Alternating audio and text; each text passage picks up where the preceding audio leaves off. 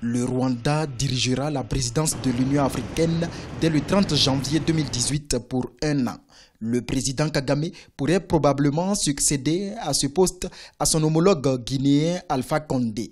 Ce sera la première fois pour le pays des mille collines d'assumer une telle fonction au sein de l'organisation panafricaine. Il ne faut pas s'attendre à ce que les choses bougent aussi rapidement qu'à l'échelle d'un pays. Ça doit être une construction dans le long terme.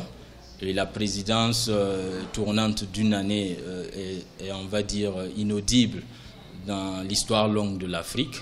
Donc qu'il puisse construire sur ce que d'autres ont déjà fait et qu'il dresse les bases pour que après lui ce ne soit pas un point mort, mais que les autres puissent travailler sur ce qu'il aura accompli.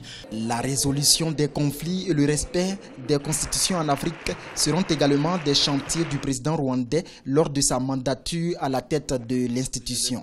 Mais d'après les spécialistes, il pourrait être moins audible sur la problématique de changement de constitution car lui-même a bénéficié d'une modification de la loi fondamentale de son pays pour briguer un troisième mandat.